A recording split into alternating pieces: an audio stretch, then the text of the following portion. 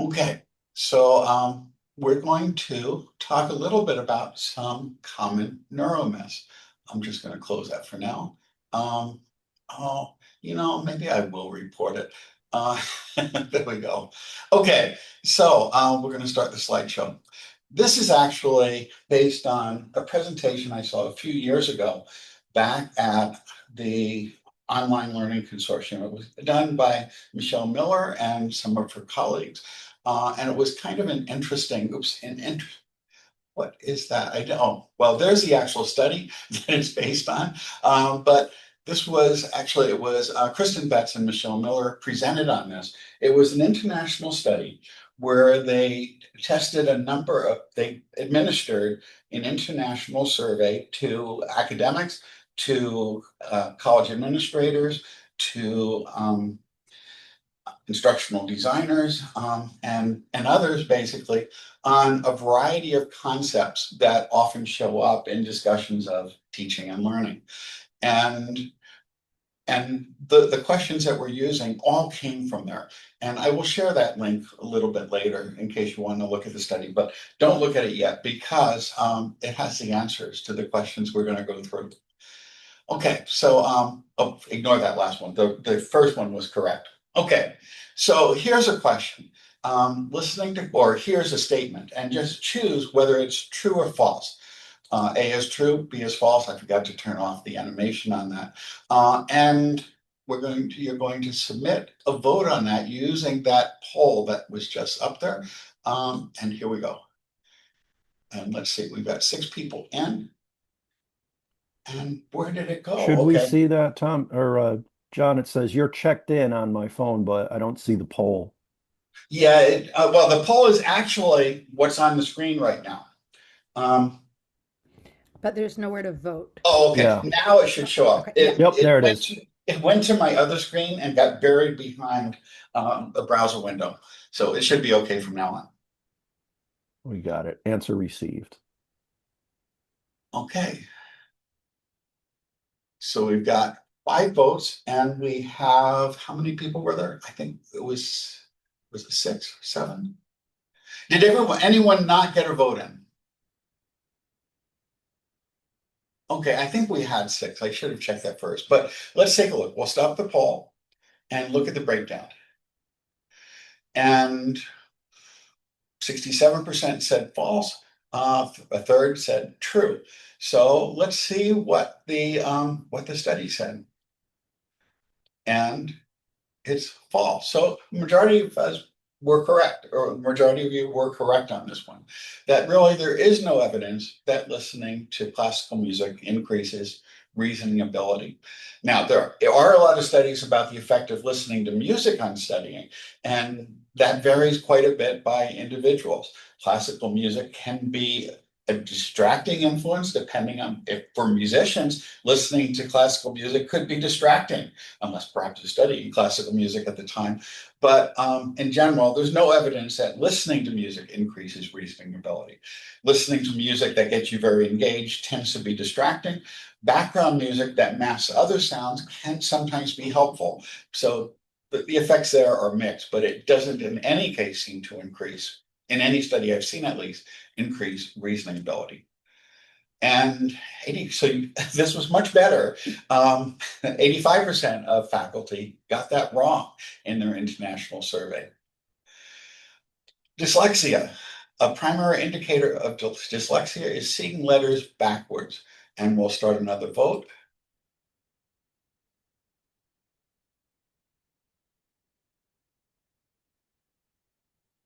Oh, we have more people now. So I will share the code again so we can get the other people in there.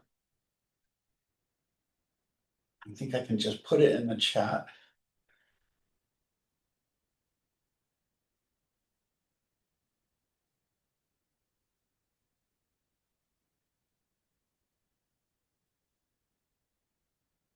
Okay.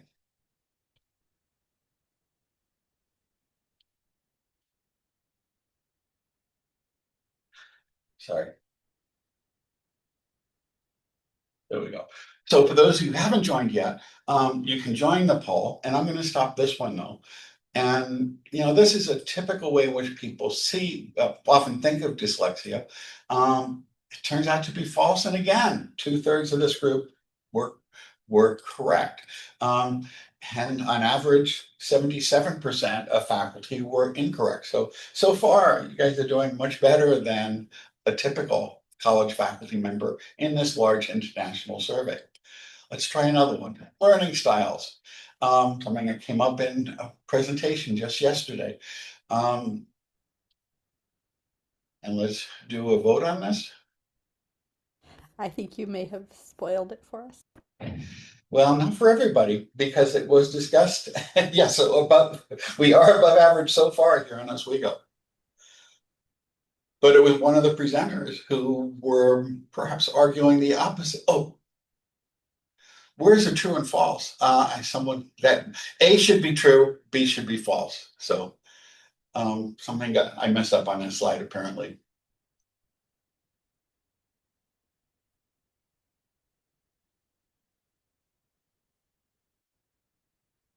So A is true, B is false.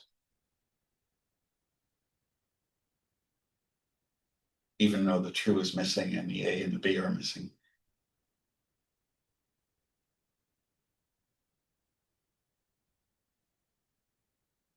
Well, it looks like we still only have 6, but let's stop the poll here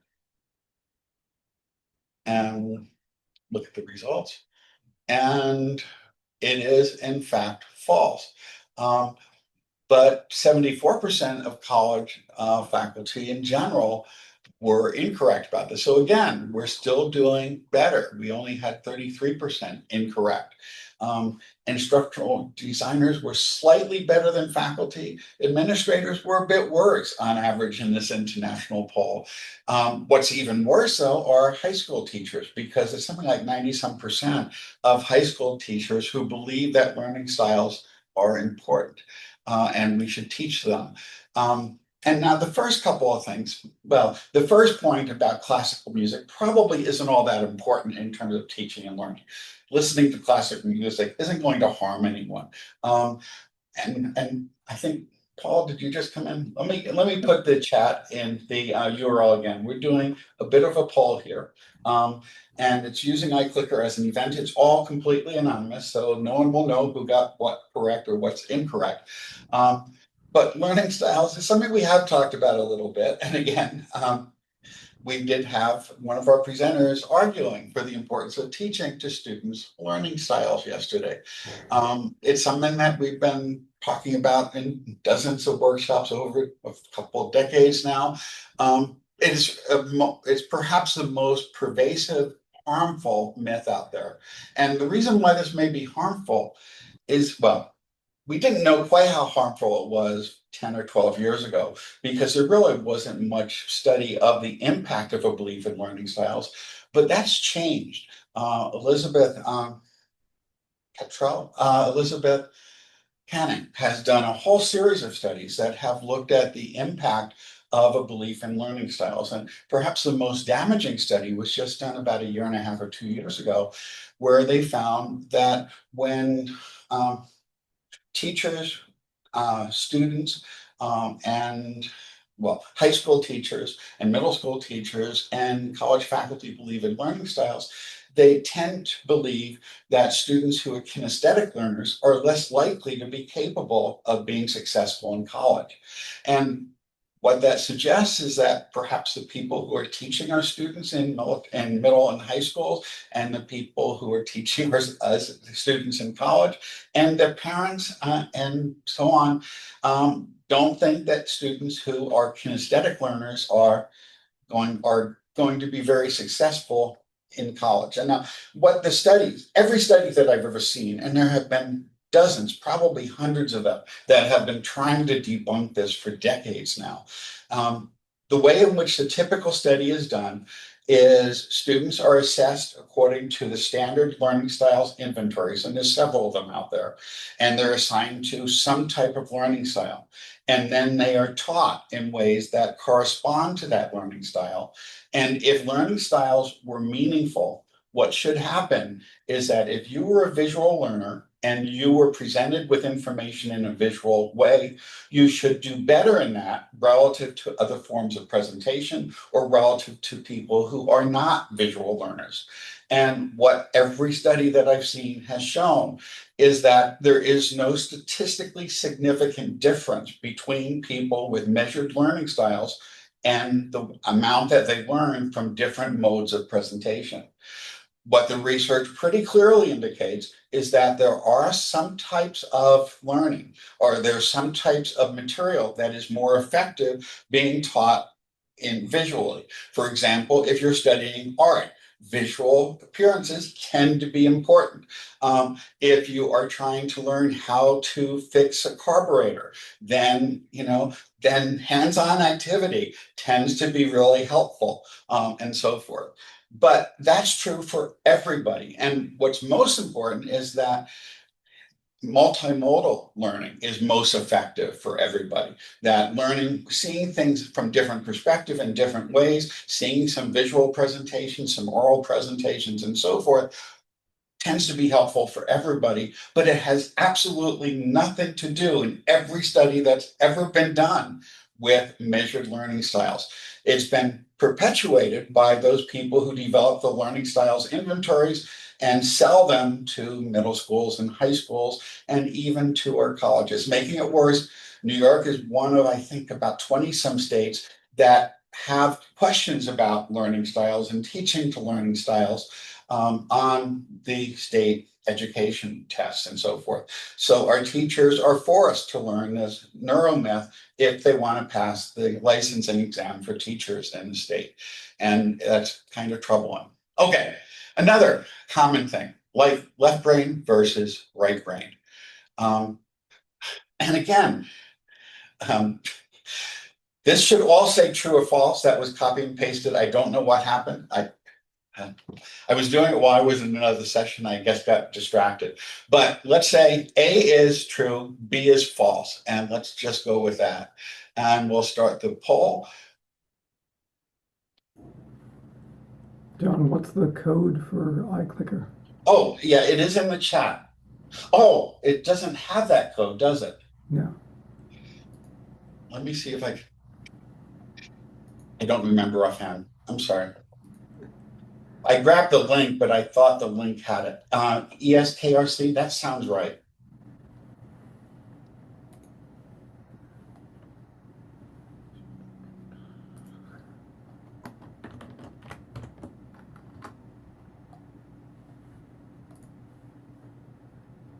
That was right. Did that work? Yes. So So A is true, B is false.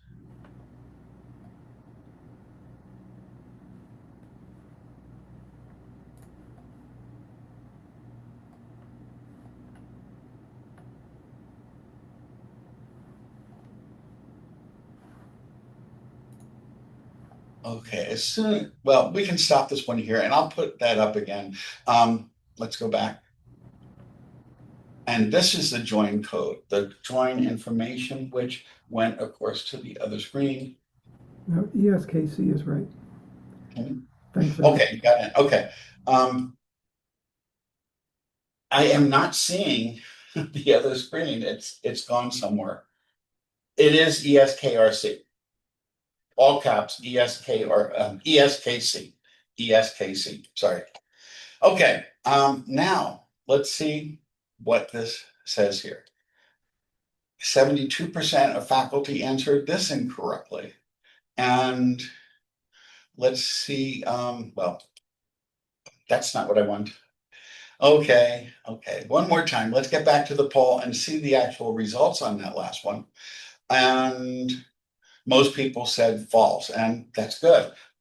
So we had 83% get it correct, while only 28% internationally got this correct. And again, this is one of those areas where there is a bit of concern about this neuromyth, because, I believe the usual thing is we say that people are right-brained if they think analytically and left-brained if they think creatively, or something like that. It's either that or the reverse. And once again, there is some potential harm there in that if you believe that you're a creative person and you can't work things through analytically or mathematically, that's going to interfere with your ability to be successful in that. Or if you believe that you are an analytical person and you can't do things creatively, that also serves as a bit of a barrier. Growth mindset is really important in being able to develop skills, and perceiving yourself as being left or right brained, that in a way where you're only going to be good at those things, whichever one you happen to be classified as, is harmful. And in general, there's absolutely no evidence of people having left brain or right brain dominance. Now, there are different areas of the brain that are used in different types of processing, but it tends not to be associated with hemispheric dominance and so forth. Well, the frontal lobe does certain things, the cerebrum does certain things, et cetera, but it doesn't have anything to do with left or right brains in general. Okay, moving on. Here's another one, and I'm hoping there we go, the true and false are back now. So let's try this one.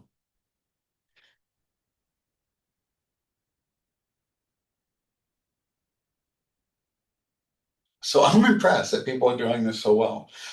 Now, I'm not sure what will happen, though, if we were to do this randomly for the entire faculty, for those who are not attending workshops. But I suspect I know what might happen there.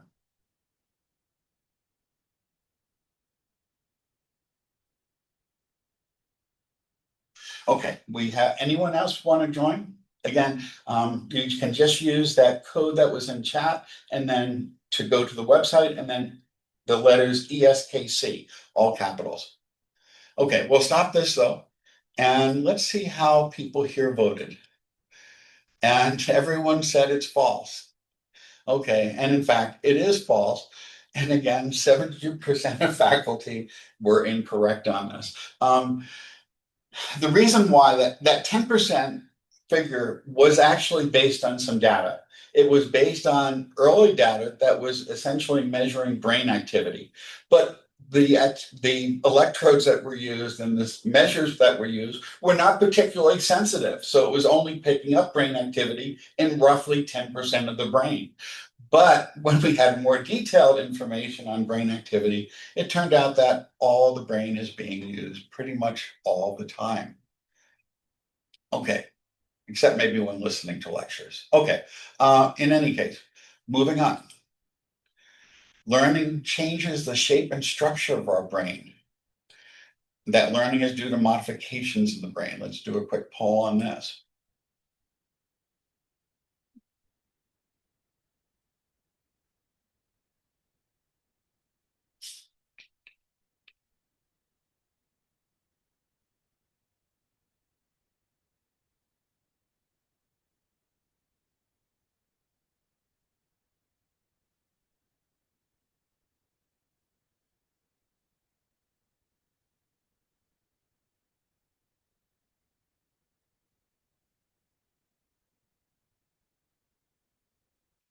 May have lost someone. Okay, well, I'll stop there. And again, this is all anonymous, so don't worry about your votes. So let's see. Here, we've got a mix. Most people said true. And in fact, it is true. And 2/3 of faculty got it correct. So here we did a little bit less well, but again, it's a pretty small sample.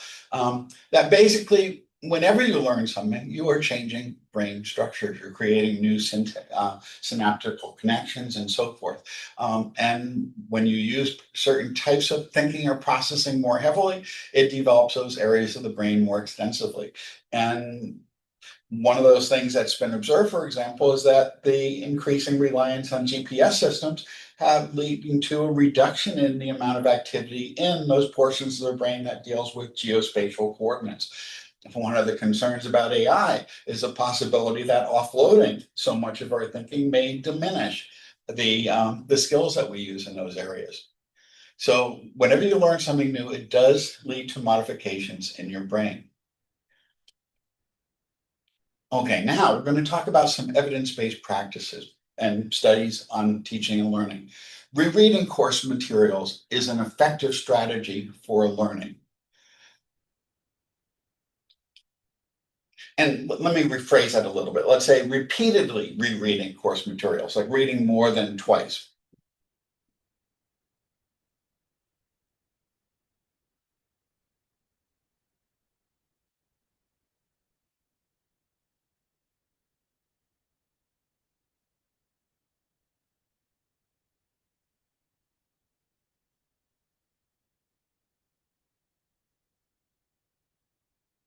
Okay, it looks like we're at 6 again.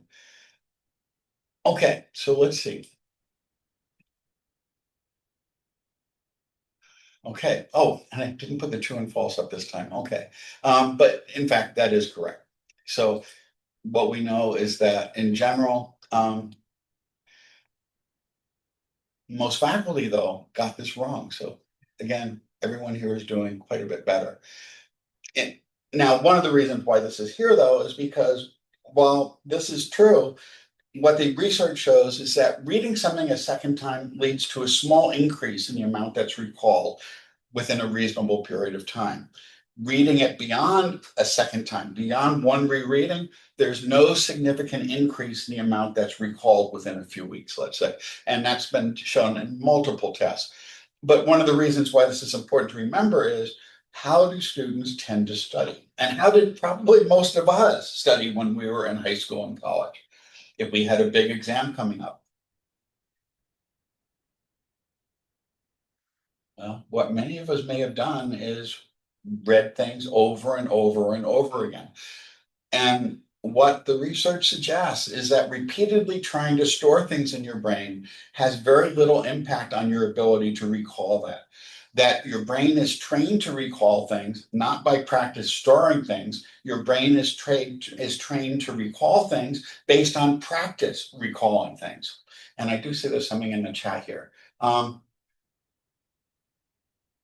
Yes, that learning is due or causes. Well, actually, I think going back to Paul's question, I think learning does cause modifications in the brain, that your brain is reshaping itself in terms of the synapses that are used to make those connections in there. Now, is it due to the connect? Well, that's a good point. That it is both, and I think due to modifications in your brain, but it also causes those modifications, that the process of learning involves that. So it's kind of bidirectional causality, I would argue. Would you like to argue differently, Paul? No, I think that's reasonable. And I think about the rereading question.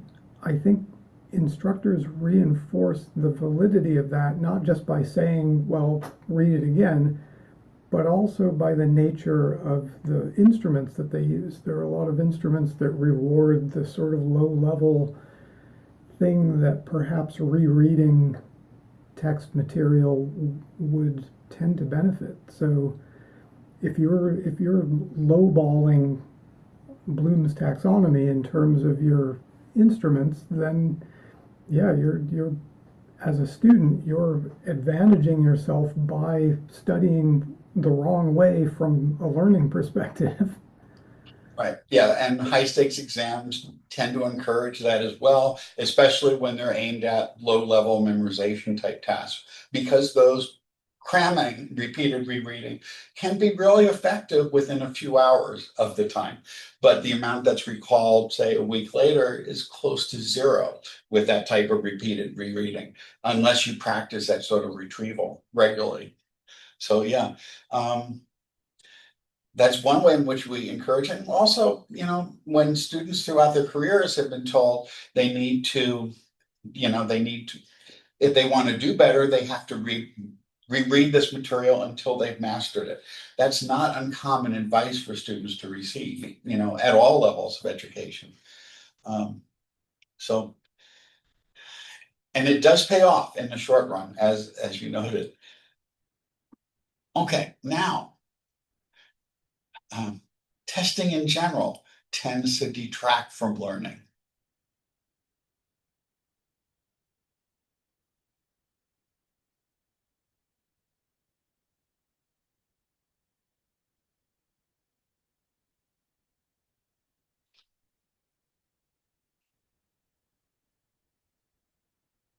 Okay, we've got 6 votes. Let's see how they look. And that's false. In fact, retrieval practice was initially called the testing effect, and that dates back to over a century ago with some of the first studies. This is one of the most robust result in terms of studies of how we learn of any studies out there, that the more you practice retrieving information, the better off of that, and with the better off you are in terms of both long-term recall as well as in terms of your ability to engage in transferability, taking the concepts that you learn and transferring them to new applications. And one of the things that Michelle Miller talks about a lot in her book, as well as other researchers do, is the importance of developing automaticity, being able to recall things quickly in order to build more elaborate concepts on them. And she also notes that even those low-level things can be really helpful in practice for retrieval, because you need to have that automaticity with low-level concepts in order to be more successful at higher level skills. So, so even there, some lower level testing in Bloom's taxonomy can be useful as long as you go beyond that. And again, almost half the faculty got that wrong. Okay, so this deals with spacing practice. With respect to memory, mass instruction is superior to space instruction. And well, it's not quite cramming, but one of the ways this sort of thing is evaluated is with experiments where they have the same materials presented, in one case, 6 days a week in one study, and then they're tested at the end of that. And the other time there was a day in between, so it's spread out over 12 days. Another time there was a week in between, so it was spread out over 6 weeks. Another time it was a month in between, so the study was spaced out over 6 months. And which of those would lead to, well, the question is, would having mass instruction where people focus very intensely for a short period of time, let's say a 3-week winter course, for example, versus a semester-long course, which would result in increased learning in terms of the ability to recall things within a moderate time after that, let's say. So let's go with this and try that.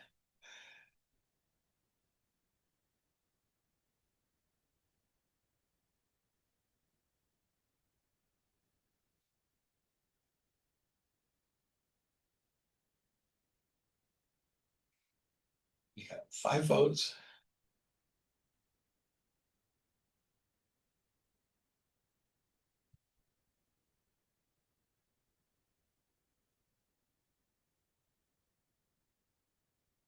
Well, it looks like we are at 5 votes this time. So let's take a look. And most people said, oh, it changed. Okay, so it is false. And in fact, it's very, very much false. For many years, I taught at a program at Duke where there were these 3-week courses for students. And one of the things they taught in those classes when I first started there were language courses. And students were remarkably proficient after 3 years of intensive study. However, when they went back to the schools and they tried taking the equivalent of this, well, the state exams or like the New York State Regents and so forth, what they found is 5 or 6 months later, they had forgotten nearly everything because, again, the practice was all very concentrated. And I mentioned that spacing effect that they use in the study. And what they found is that when people were tested a day after, they remembered things really nicely. And at the end of the daily test, let's say a week after that, it turned out they had forgotten nearly everything after 6 days of intensive study. But when they spaced things out at the more extreme, at a month in between, they didn't do as well when they were tested on what happened a month before in each of those 6 months. But when they tested them a month after they finished the whole process, they ended up with a much higher recall than any of the more tightly bunched lessons. So together, retrieval practice and space practice is often lumped together as saying spaced retrieval practice is really important for learning. And again, it's not what students tend to do. And if we're using high stakes exams, it's not what our incentives are creating for students in terms of doing. Because if we haven't 2 or 3 major exams and students study a lot in the day or two before those, they're likely to forget nearly everything later. But if we keep them engaged in retrieval practice and we spread that throughout the course, that can be really helpful. And one other way we can do that perhaps, and this is something that people have been doing more often, is if they're doing weekly exams of some sort, you could have progressively cumulative exams where some of the questions are pulled from earlier in the course to get that space practice in addition to the retrieval practice. And again, oh, and let's see how we did. Oh, everyone got that. Okay, moving on. Photographic memory. Human memory works much like a digital recording device or video camera, and it accurately records things we've experienced. And let's do a quick vote on that.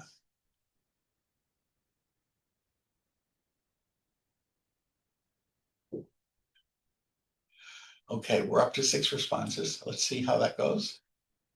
And everyone said false, and that is false. And all the studies on eyewitness testimony and so forth, I think, makes it clear that memory is malleable. And there have been all sorts of psych studies and experiments showing that. Oh, however, 30% of faculty still got it wrong. So I think there's only one question where we've done less well than faculty overall. Decorative graphics can enhance learning when applied to course materials.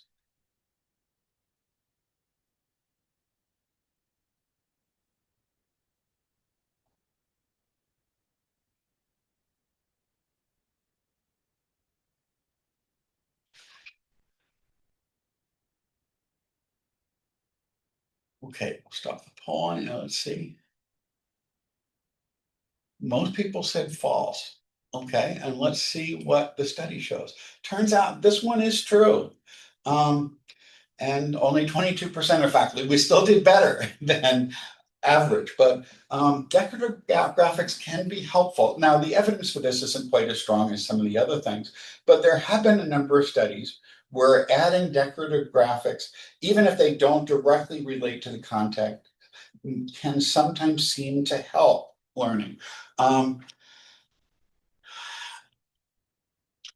There's also studies that suggest that if you study the same materials in different locations, in different physical locations, that can increase learning. Perhaps it's related to the type of learning that used to occur back in the days of the Greeks, where different objects would be, different concepts would be assigned to different physical objects to create those sort of memory maps and things. I'm not entirely, this one, I'm not as convinced of this one, but there is some research that suggests this is correct. One thing that one of my former TAs at Duke did, he's a full professor at Rice now, but he actually got a teaching award. And one of the things he had been doing for that, as part of that, was he was using images of marmots, I believe it was, to indicate a certain concept that came up periodically. It's a standard concept that just came up in dozens of applications, and he used just a little icon of that to indicate that that concept was what was appearing. And so in that case, it wasn't purely decorative, it was symbolizing that this is really the same concept. But in any case, you know, I don't think this one's, I don't think this one's quite as important, but adding some decorations to your graphics, to your slides can be helpful, even if they're not directly connected, according to some of these studies. Okay, now, the reason for doing all this is, you know, I've already suggested some of these, but how can a belief in neuromyths interfere with learning?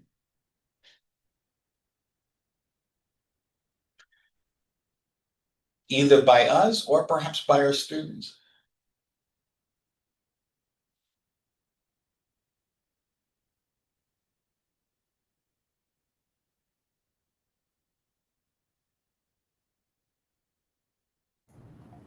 I was waiting for there to be a multiple choice here, John. Oh, no, there's no multiple choice here. Those are done. We're past the question. That's a good point. Sorry, Paul. I should have indicated that. Perhaps not by using the same little bullet point symbol. Yeah. Maybe a little decoration. Yeah, it is decorative, but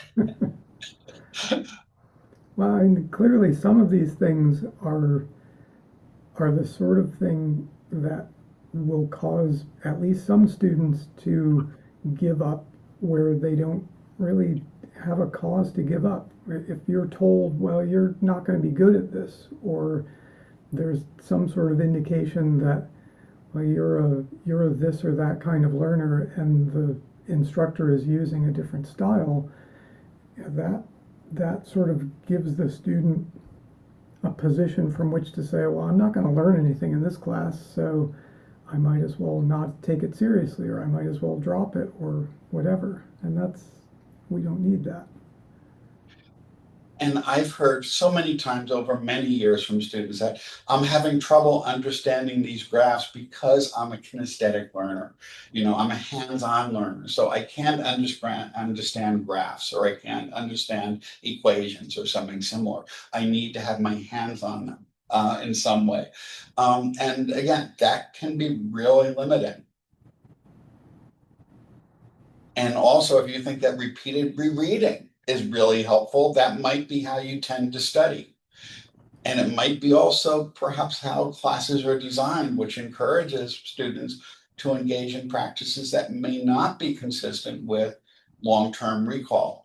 Because we'd like students to come out of, especially our intro classes, with some concepts that are going to be used in our upper level classes. And if the methods we're using encourages them to engage in things that only increase short-term recall, it's not very helpful. Yeah, And when students have only a certain amount of time, or are planning on setting aside only a certain amount of time, you'd like that to be the most effective study time possible. And if they're just sitting there rereading the first chapter of, or the first sentence in the first chapter of a book, and that is time that could be spent much better doing lots of other things. And students believe that repeated rereading is important. And one reason is because they become familiar with the words on the page. They can remember the page, the items on the page, where they were. It all, you get this fluency illusion. So you feel you know it because it all seems familiar. But the time when students discover that they really don't know it is when they're being tested on it at a higher stakes exam. So it's much better for us if we get them to do that retrieval practice, or that practice with this, before they're tested in a way that's going to affect their grade, right? I mean, that's one of the things that I think comes out of all this. That if we could as Paul said, if we could shift students to use their time more efficiently, they wouldn't have to spend more time working on the material, but they could use that time in ways that actually leads to long-term recall.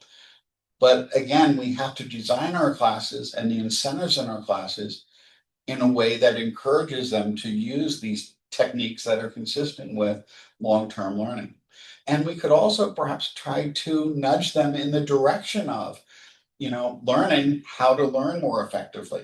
There's a MOOC out there that I know in the School of Ed, someone had used in an intro course several times. I'm not sure if he still is, which is a learning how to learn MOOC, which is a free MOOC where he had students work through it. And it focuses on all these things in terms of the benefits of retrieval practice, space practice, and also interlead practice, which we haven't talked about here because that wasn't in these original questions. But okay, and that again, these things are connected. That if we think about what we know about how people learn, we might want to think about changing our courses in a way to perhaps encourage more retrieval practice, encourage more space practice, and so forth, and maybe encourage a growth mindset. And that's a little bit harder to do because we do tend to do things in the same way. And we tend to do them in a way that we were taught to do them because that's how people have always done these things. And it's become much more challenging to use retrieval practice in a world where students have ubiquitous access to AI tools too, though. So we do kind of have to convince them that it is important for them to develop these skills. in order to develop the automaticity that allows them to effectively evaluate AI output. So, and again, one of the questions is how we can encourage students to recognize that they could learn more efficiently. Because, so many studies have been done about active learning and such things. Actually, Zoe makes a point that making all the tests and quizzes cumulative doesn't take any extra time or effort for the instructor. You just randomly grab some of the early questions and put it in it. And if you're doing it for formative assessments, you could create test banks or quiz banks and so forth in Brightspace, and then just draw in, let's say in the first module, draw from module 1. In the second module, you can draw mostly from module 2, from module 2 questions, but also maybe draw 10% or 15% from module 1. When you get to the third one, you can draw a mix from all of them up to that point, focusing perhaps more on the new stuff, but interleaving them with some of the earlier questions as well. And once you set that up, it's not really that hard to do. Again, and similarly, if you're doing in-class exams, it's the same thing. You can just have test banks where you randomly draw things from throughout the course. Any other suggestions on how we can perhaps alter our courses to more closely align with what the research tells us about how students learn? There's always ungrading. And there's always ungrading. One of the reasons why students have a focus on getting the highest scores on exams is because they've been taught all along that all that matters is their test scores.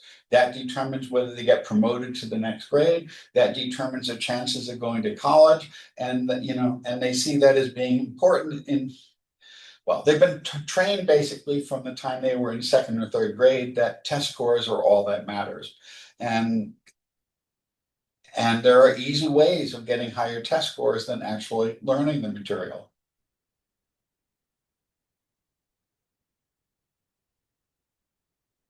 Ungrading or specifications grading or other ways that shift the focus to mastering concepts or to focus on trying to maximize learning rather than maximizing your score or your grade in the class could be helpful.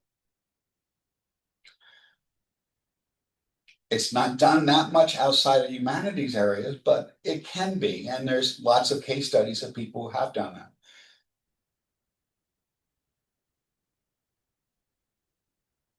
Adaptive homework systems can go far. And there's a lot of adaptive platforms out there. And we also have access to the Waymaker packages for many, which are free as compared to Alex, which is a paid product from McGraw-Hill. But Alex has a lot of evidence supporting it in terms of providing retrieval practice and space practice and so forth. That can go far in building a lot of this into the course.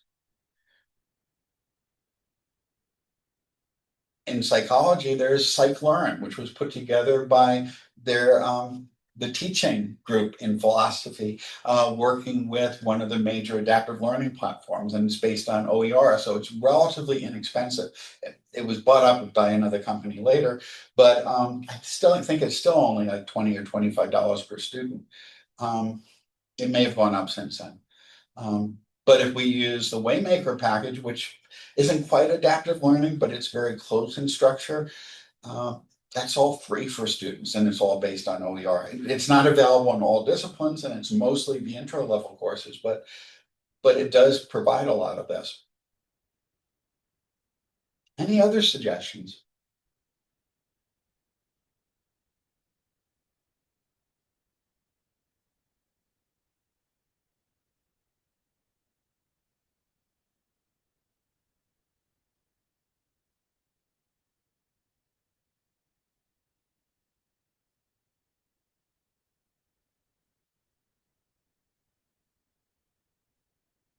And one caution is that if you do add more active learning techniques where students are engaged in actual practice in the class, in which they're doing more of the work and you're doing less lecturing, students tend to believe that they're not learning as much, even when evidence clearly suggests that active learning increases learning.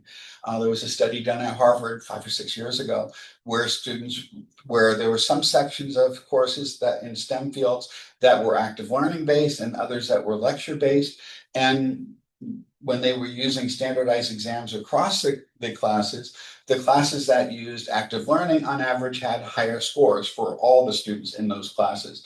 The classes that were lecture based had lower scores. But when students were asked how much they thought they learned, they tended to believe they learned more in the lecture-based classes than in the active learning classes. And the reason is it's really easy to sit there and listen to something and have it all make a lot of sense. When you're engaged in active learning, you're taking those concepts and trying to apply it. And that's when you discover that you may not know it as deeply. So it's a little bit more disconcerting sometimes with active learning. And we really have to sell that to students in order to get that buy-in. Because otherwise, you'll see a lot of comments on your evaluation saying, they're not teaching me. I have to learn all this material myself and making me do all the work of learning this. But, learning does involve some work, and reminding students that it does require some effort. And the more effort they put into learning, the more they'll learn. And that's an important thing to transmit to students as a message because it doesn't always come naturally.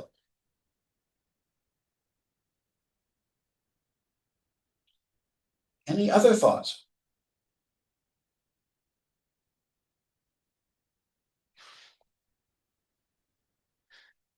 Well, let me go back and I'm going to get that initial reference if you'd like to see the original study, because it does have all the sources there. Okay, yeah, let me just grab the URL. And I'll put that into chat. It's a nice study and it has all the results broken down by the different groups and subgroups. There's some additional questions there, but these were the ones that seemed to, most directly relate to what we do in the classrooms all the time. Well, not all of them. The classical music may not fit quite as much to a typical classroom, but the rest of it, I think, does seem to relate. Okay, any other thoughts or comments?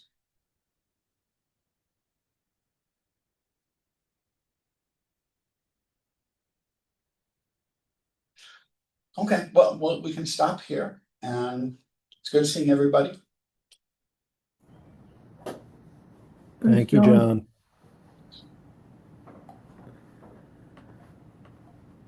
And grab that URL and take a look at the paper, the study. It was pretty impressive. I use that when I teach the pseudoscience class.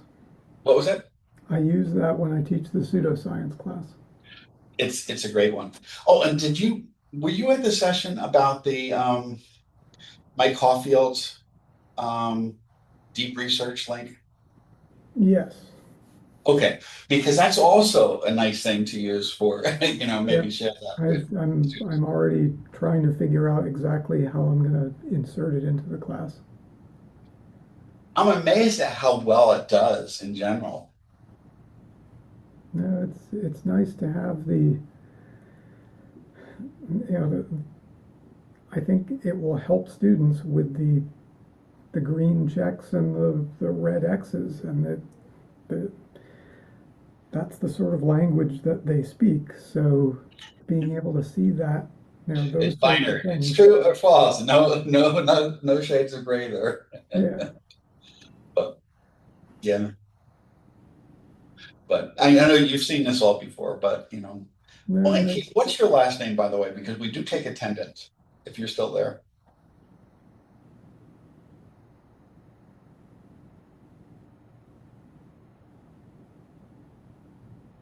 Hiding. Oh, okay, we just use the attendance to generate certificates for people who've been here, a certain number of sessions. Okay, well, good seeing you. Thanks And I've got to run over to the other room to get set up there. See you next Take week. it easy. Bye, Paul. Bye, Keith.